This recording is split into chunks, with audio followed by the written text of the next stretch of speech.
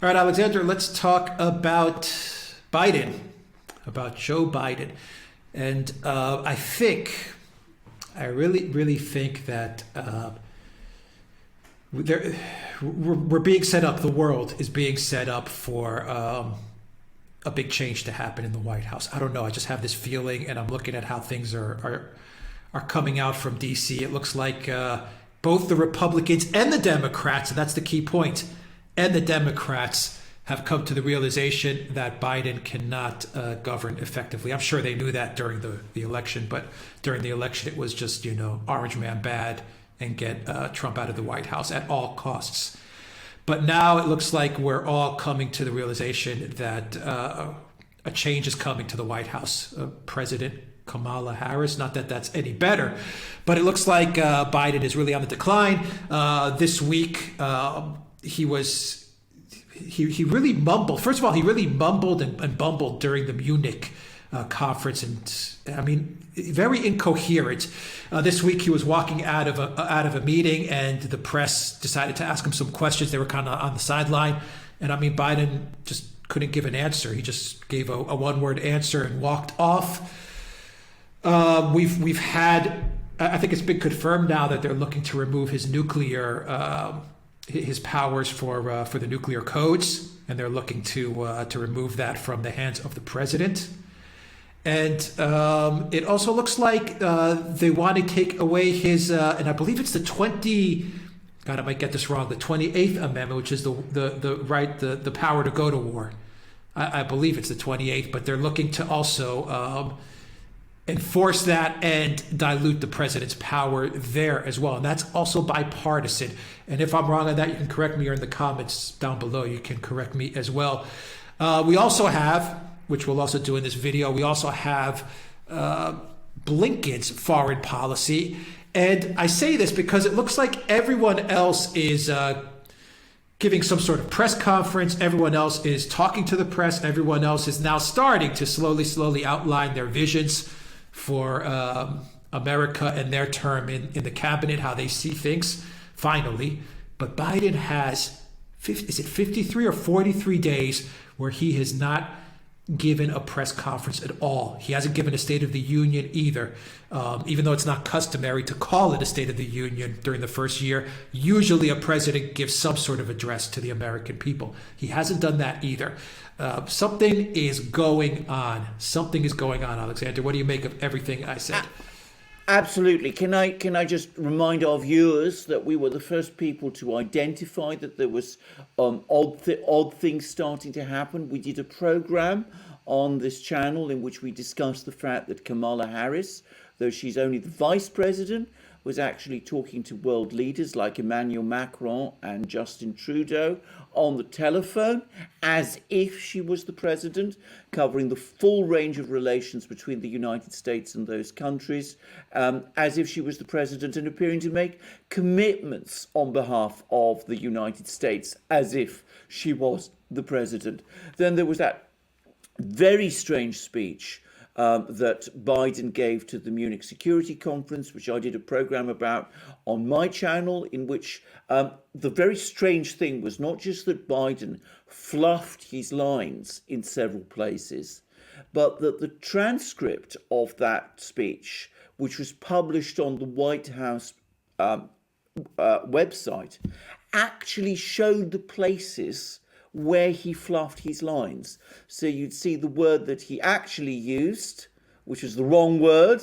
Like, he used the word division in one place where he meant vision, for example.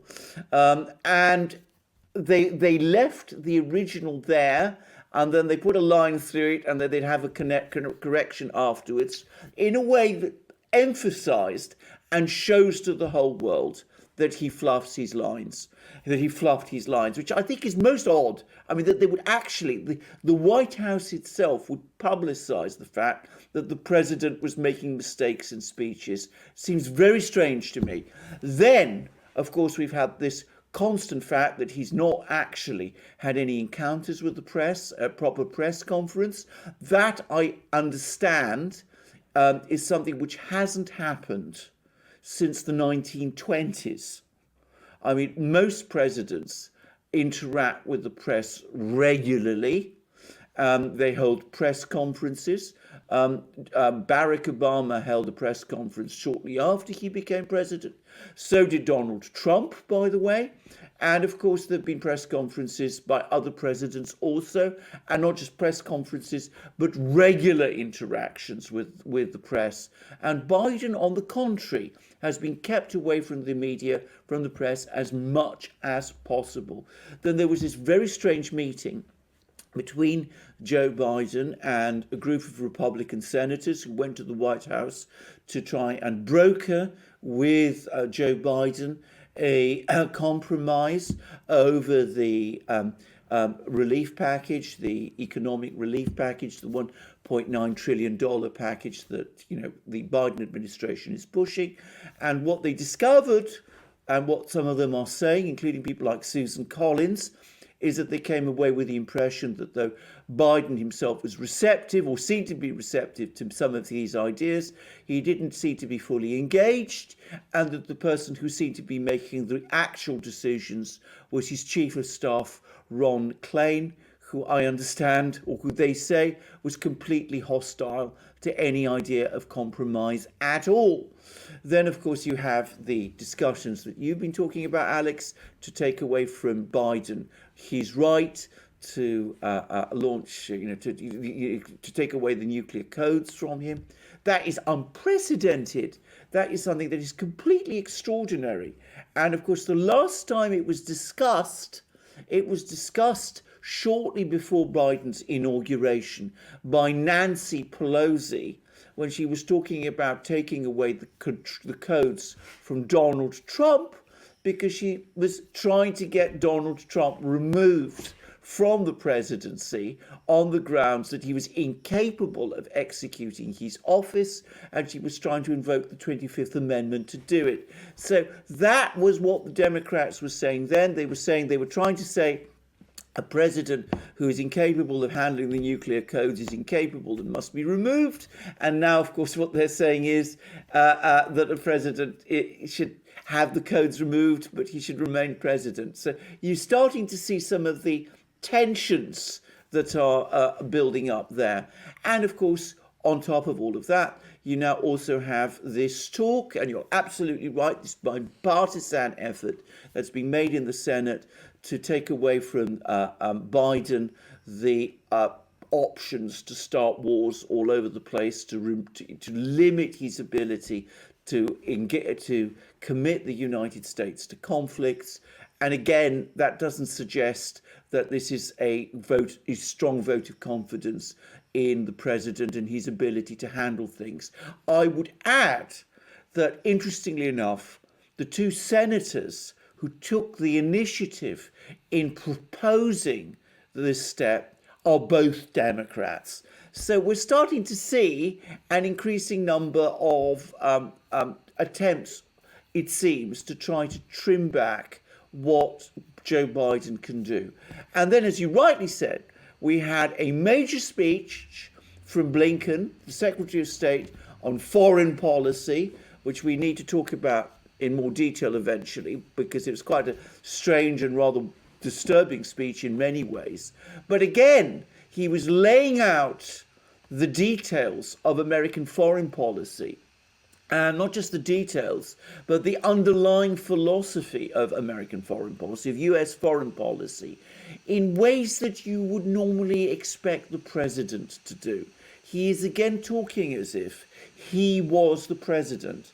And we've had the Defense Secretary, Lloyd Austin, say that it was he who basically decided to launch this strike in Syria and got Joe Biden to agree to it.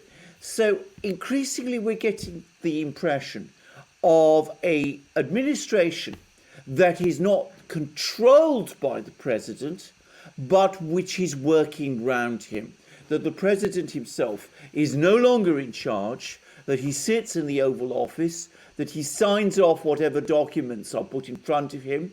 I believe it's something like 60 executive orders. And somebody told me I don't know that this is true, by the way, but somebody told me that that's more executive orders in the 40 plus days that Biden has been president than all the previous 7 presidents have signed off throughout their entire terms. So he's signing things like a sort of production line, and at the same time, most of the really key decisions are not being made by him, and we get increasing signs that steps are being taken to trim back his control. And if I can just say, the State of the Union address, which I will continue to refer to that, what is really disturbing about that is that not only has one not happened, but so far as we can see, there is none scheduled, just as there is no press conference scheduled. So it looks as if this situation is going to drag on, and that there is a concerted attempt to keep Biden away from the media and to keep him away from Congress, and not to put him through the ordeal, as it would appear to be for him, of actually delivering a long and detailed speech. A very, very troubling situation, one that I don't think the United States has ever been in this form. It has ever found itself to be in like this before. We've had other presidents who've been seriously ill, like Woodrow Wilson, or distracted, like Richard Nixon during his second term. But ultimately, those presidents still had all their faculties and were still fully in charge and still were able to make the key decisions. At this moment in time, it's beginning to look as if that is no longer the case. Yeah, they're trying to keep Biden away from any extended periods of conversation or talk. Just the other day, he had some short speech, and he says, "I'll take questions," and they immediately just cut it off. I mean, the aide just got in front and of everybody, and they just cut off the video feed. They cut off everything. So I mean, they just don't want him speaking. And here's what I think's going on, and I think it's I think Blinken, and the fact that Kamala Harris was upset that she wasn't consulted about Syria, the Syria strikes, I think it kind of points to what you're saying, which is this rule by committee. Lloyd Austin is running defense, and I mean, he's running it. When I mean running it, he's not consulting the president. He's just doing whatever he wants. I think he didn't consult Biden, or even if he did, I'm sure Biden probably may not even remember that he spoke with Lloyd Austin. Lloyd Austin took the decision to attack Syria. Of course, he didn't consult with Kamala Harris. In a normal situation, the president would make the decision, and that he would consult with everybody. But Lloyd Austin did it. That was that. He saw no need to consult with Kamala Harris. Kamala Harris is speaking with world leaders on her own. She's just calling up world leaders and speaking on her own. And Blinken is giving, like you said, a foreign policy speech where he talks about China. Let me read you some quotes. He talks about, regime change. He says, "We will not promote democracy through costly military interventions or by attempting to overthrow authoritarian regimes by force." Okay, we know they're going to do that, but okay, he's saying it. He also said, "Our relationship with China will be competitive when it should be, collaborative when it can be, and adversarial when it must be." We know that they're going to bow down to China as well. We know that as well.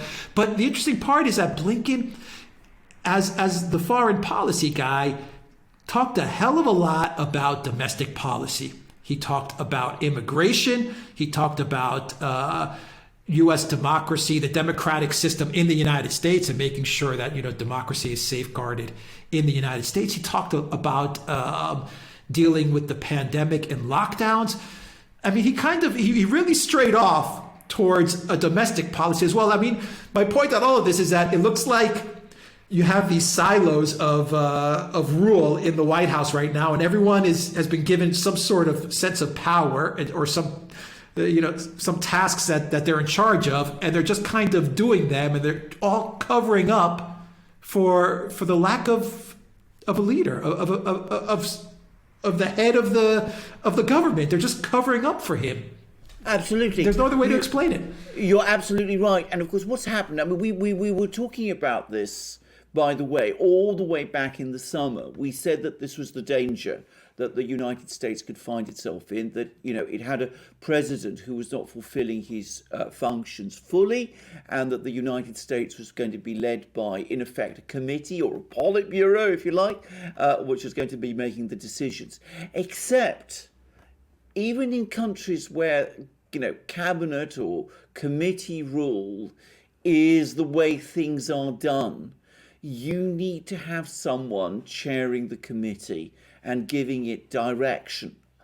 And because this is something that is not recognized by the US system, there is no concept of we have a vice president, but we don't have a number two who's sort of takes over when the president isn't, around, in effect, in that kind of way. I mean, you don't have a clearly designated deputy, if I can put it like that, who can run things in the absence of the president. In the absence of that, the government is becoming factionalized.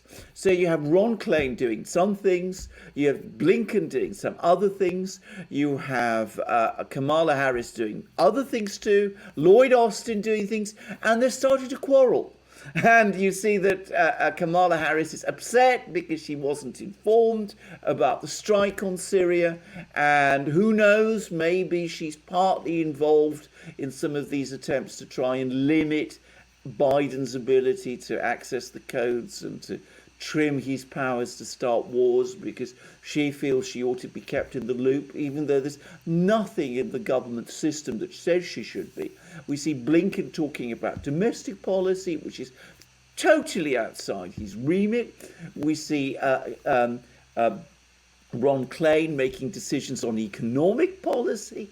And the other thing we see is, because all of these people are pushing and pulling in different directions and becoming factionalized and are starting to quarrel, key positions in the government are not being filled.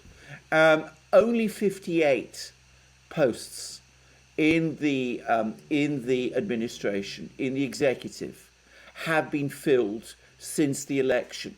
If you remember the first weeks of Donald Trump, when Donald Trump became president, he faced enormous resistance from Congress in filling vacancies, because Congress at that time, even though it was led by the Republicans, even the Republicans were the majority, but Mitch McConnell and all those people were ultimately hostile to him. So he had to fight for every post, but he did.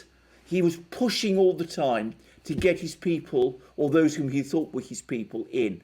What's happening this time is quite different. We don't really have a purposeful attempt to place people in posts across the government, and of course, there's no real attempt to battle for those people who are being put forward. And again, that suggests to me that there is no real agreement on whom to put in different places, because there is no single person ultimately to make the choice. So though they have, large numbers of Democratic Party apparatchiks whom they want to install, without the president himself actually saying, I want this person, I want that person, nobody gets selected, and things go,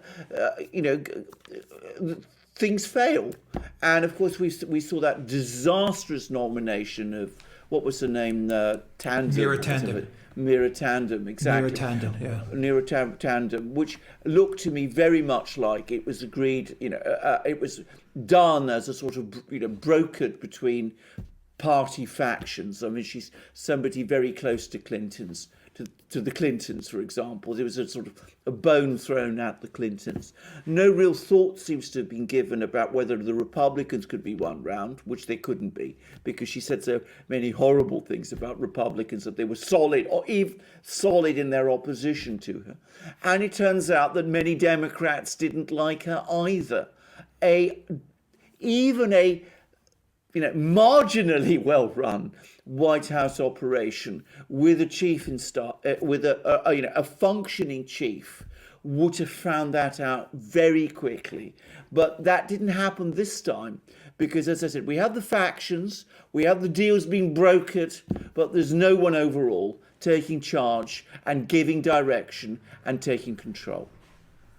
Yeah, she's a nasty person, Neerathand, and not very well liked. But two questions. How much longer do you think this can go on? How much longer can the media continue to cover for Biden? How much longer can the White House aides continue to cover for Biden? In other words, stop him from speaking, cut out feeds, video feeds, and all this stuff. How much longer can this go on? How much longer can you? There's only so much orange man bad you can put in the press at this point. He's not in the White House, so there's only so much attention you can focus on Trump. There's only so many Dr. Seuss books you can ban, so you can continue to focus on race and white privilege and all that nonsense to distract from Biden. What are you going to do? Okay, so you'll ban Bugs Bunny next, and then the Roadrunner, and then Wile E. Coyote. Sooner or later, you're going to run out of cartoon characters and children's authors to start banning and create controversies around, so you could not have people focus in on the fact that there's no U.S. president. So how much longer can they keep this going? I'm very interested to figure out if they can keep this going for the better part of a year or two.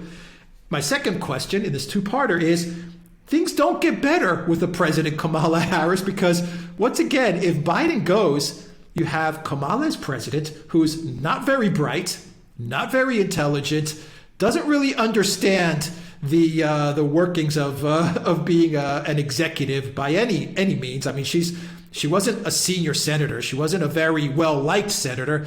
She wasn't a very well-liked politician or candidate. She never even made it to the primaries, and that's the Democrats that don't like her. I mean, Kamala Harris is not an improvement if Biden does happen to go, which is now, I think, just, everyone can place their bets. When are they going to get rid of Biden? But Kamala Harris is, I don't want to say she's an improvement. She's actually a step down. So you're going to have more of this rule by committee.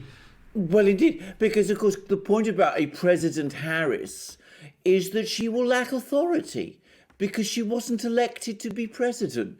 When she stood for the presidency, when she tried to become the Democratic Party's nominee for the presidency, she failed completely. The American people didn't like her, registered Democrats didn't like her, and Tulsi Gabbard took her apart. So, I mean, she's not going to be someone that people are going to look to and they're going to say, that's my president.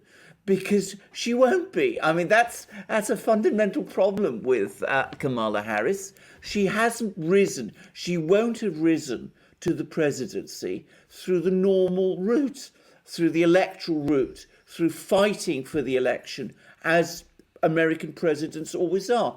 But how long could this last? I don't know. I would have thought weeks, perhaps months.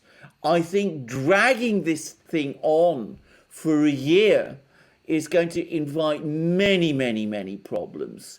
And of course, if the United States runs into a crisis of some kind, which it will, because crises of some sort are a normal part of human society and politics, and there's no president, and the government is dysfunctional because it's fractionalized and everybody's arguing with themselves.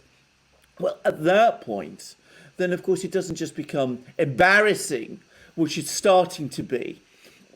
It becomes dangerous also, because at that point, the American people are entitled to know who is in charge, who is making the decisions. They want to see the president. They want to hear the president coming on national television, talking to the press, making the decisions, appearing to take control. If the president isn't able to do that, they will start to have doubts about the way in which the whole government works. And that is extremely bad, because then you risk a downward spiral in which confidence starts to drain away.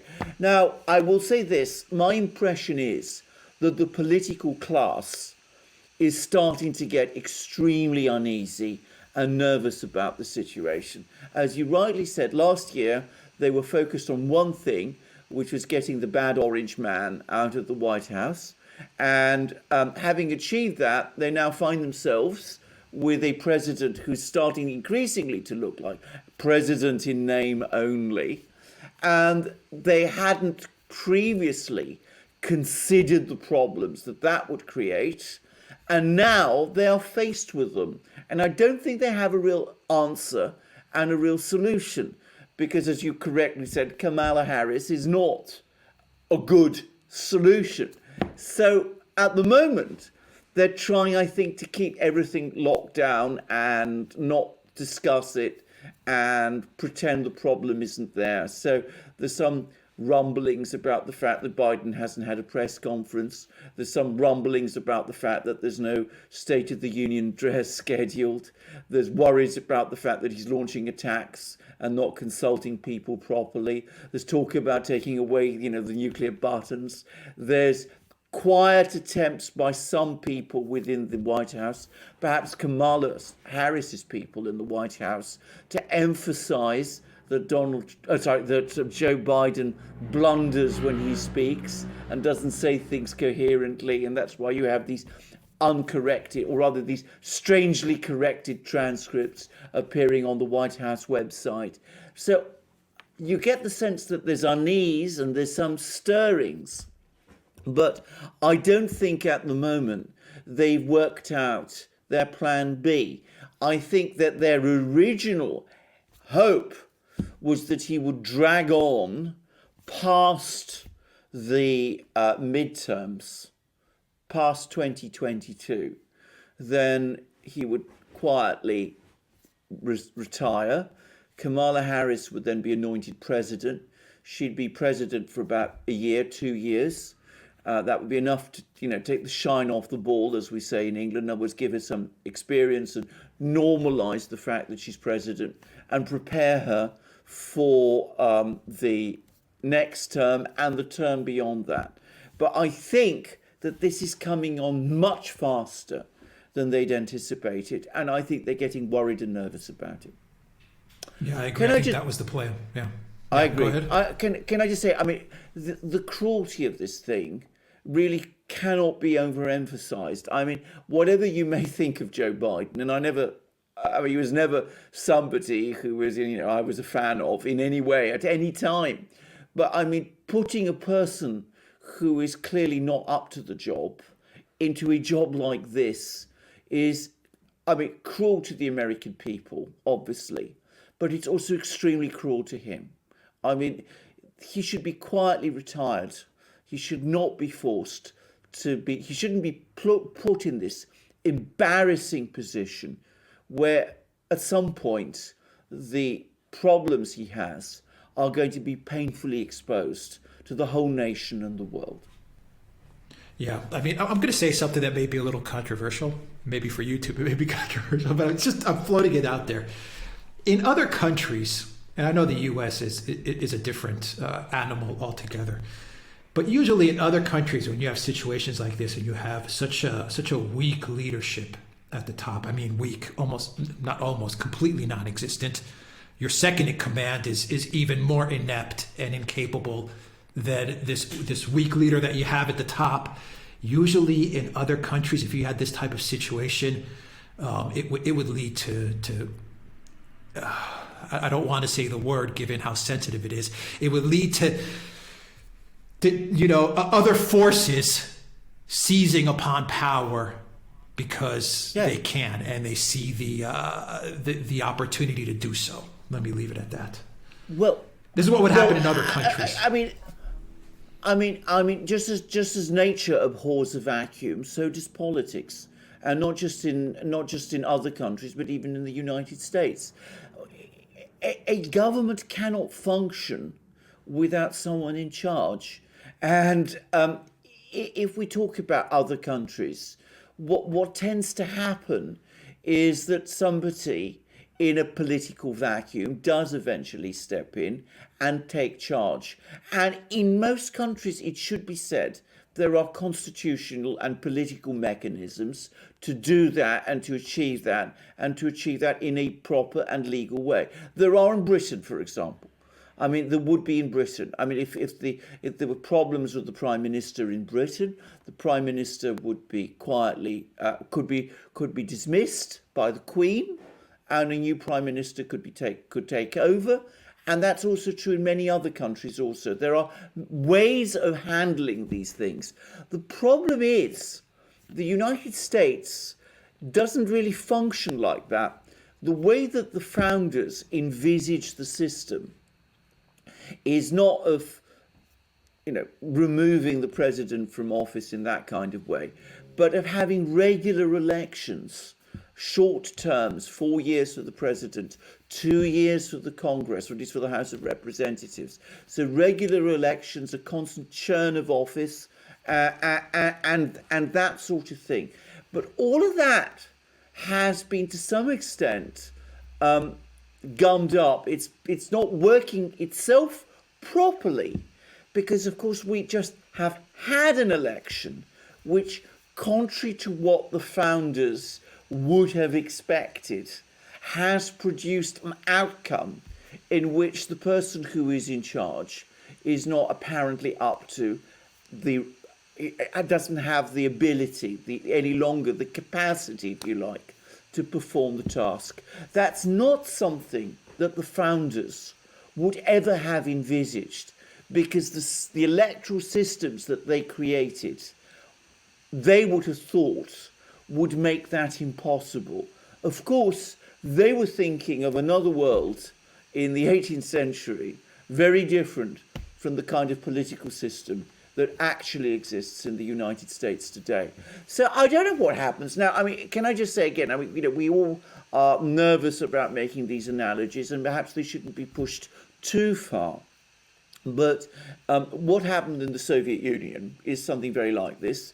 First Brezhnev and then his successors were all extremely ill, elderly, weak people. And it proved, for all kinds of reasons, impossible or very difficult to remove them. And as a result, the problems piled up and got worse and worse and worse because the system made removing the leader impossible. And then, of course, the person who did finally take over, who was Gorbachev, was completely inexperienced. And as I think most people who now look back on that time would agree, completely over his head. And he lost control of things. So that gives you an example of what happens if these things both happen and are allowed for too long to go on. It's better to resolve these problems quickly and in a straightforward way.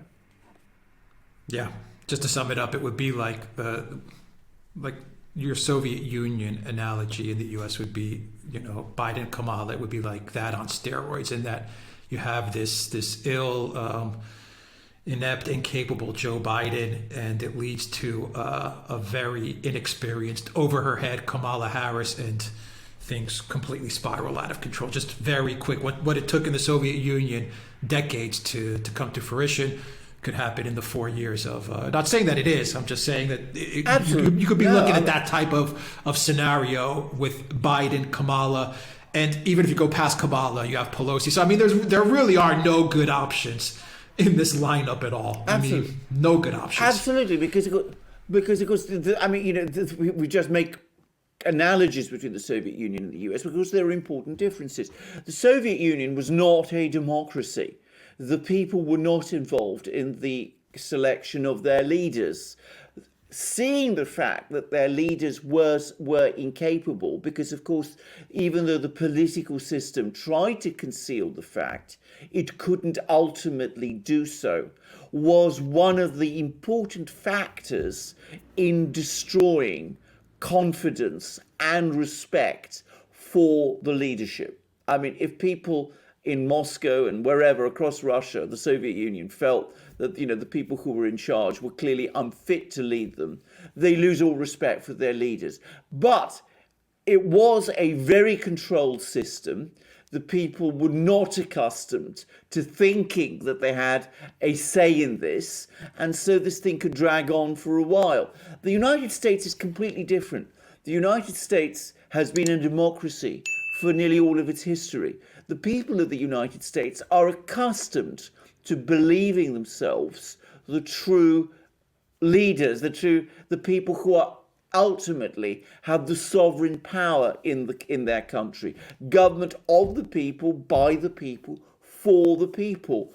If the people of the United States sense that the president is not able to fulfill his functions, but there doesn't seem to be any convincing way of dealing with that kind of problem, firstly, they will feel very angry about the fact that the problems of the president was not made clear to them during the election, and that they were in effect landed with this choice.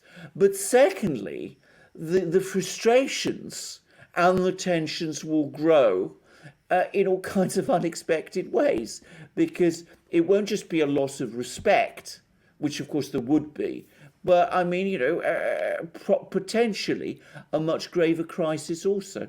So you can't say to yourself that, but it went on in the Soviet Union for about 10 years.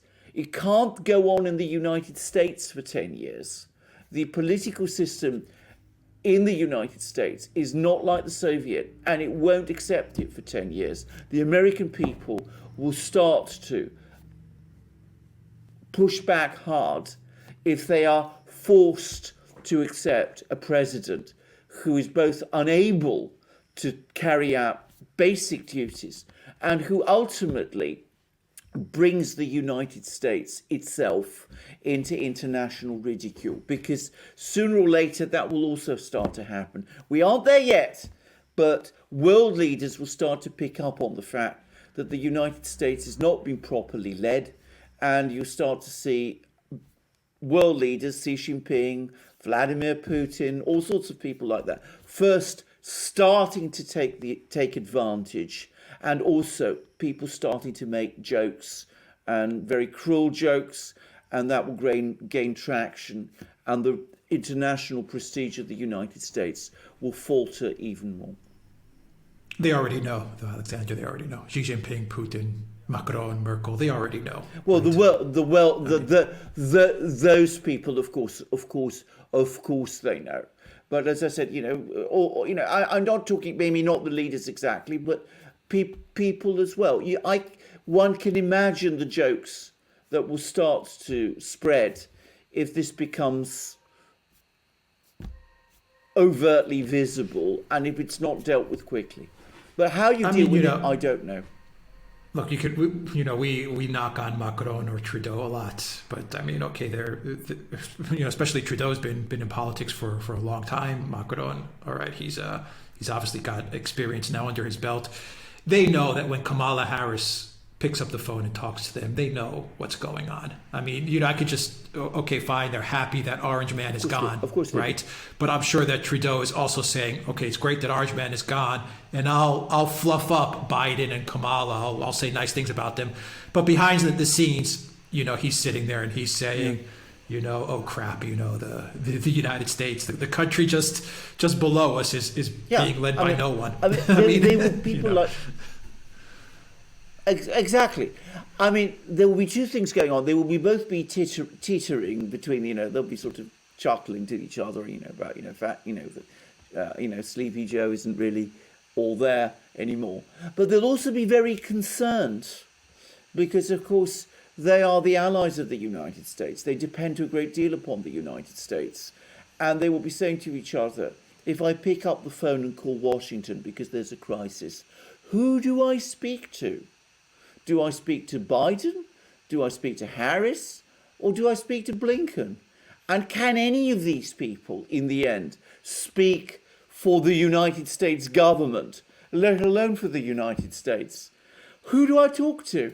And that is a concern that many leaders around the world, people like Macron or Merkel or Armin Laschet, who will soon be the Chancellor of Germany, or Boris Johnson in London, are going to start saying to themselves before very long, if I want something agreed, who do I talk to?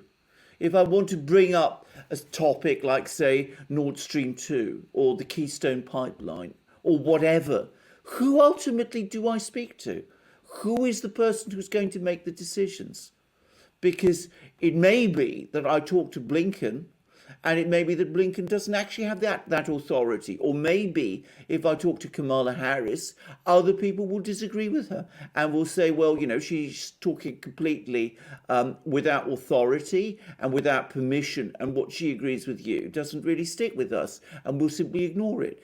That's why you need an active president. The whole system of the United States, the executive system of the United States, is constructed round the office of the president. The president himself can't deal with it. Then the whole thing ultimately first stops and then starts to break down. Yeah, and just to wrap it up, we're mentioning friendly names. We're talking about friendly fire here. I mean, who is going to sit in a room from Kamala Harris to Biden to anybody, Blinken, Austin, any of these people? Who's going to sit in the room with Xi Jinping, Putin, Erdogan, Modi? Who is going to sit with these guys? They are going to completely demolish anyone that sits in a room with these guys. I mean, we're talking about, we're giving friendly fire, Trudeau, Macron, Merkel. I mean, who's going to deal with Xi Jinping? Who's going to deal with Putin? Who's going to deal with Modi? Who? Well, indeed, absolutely. I mean, Xi Jinping, Putin, all those people, they are superbly briefed. They have every fact at their fingertip. They come with lots of aids. They're able to make their decisions. They have strategies. They have plans. They have ideas. They know exactly what they want. If they're up against a government where there is no one in charge and everybody's quarrelling, they're going to run rings around it. They're going to do whatever they want, because also they will stop at beyond a certain point taking the US seriously. And they will say to themselves, well, if we do negotiate, we're not going to get anywhere. So we might as well do what we want to do, because the United States can't get its act together and coherently respond to it. So, the Chinese might want to say, for example, well, we're just going to press ahead with all our trade policies, because the United States isn't going to really push back on whatever steps we're taking on trade, even if there are some people within the US administration who want to. There are others who won't, and they'll all cancel each other out. So we can go ahead and basically do what we like. And we will see more of that happening all the time. American government, I should say, the US government has been very dysfunctional for a very long time now. You have to really go back to Eisenhower and Kennedy for a time when the US government was a really streamlined, institution. But to the extent that it's already dysfunctional, it's going to get far worse if the president himself is not fully in control. Yeah. All right. We'll leave it there. Alexander Merkers, thank you very much. Guys, go to the Duran shop. Pick up some merch. Hit that subscribe button as well. Make sure you're still subscribed to this channel. YouTube is unsubscribing people a lot this last week. Check us out. Odyssey, BitChute, Rumble. But go to the Duran shop. Pick up some merch. Magic mug. If only the Democrats... Indeed, so would have given Kamala a magic mug to drink from, then we wouldn't have these problems. What?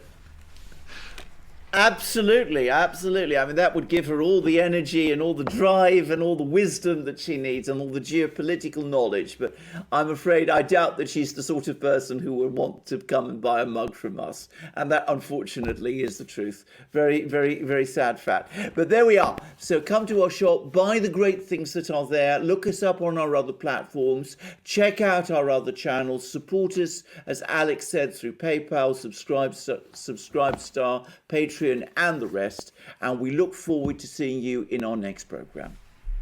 All right, until next time, everybody, take care.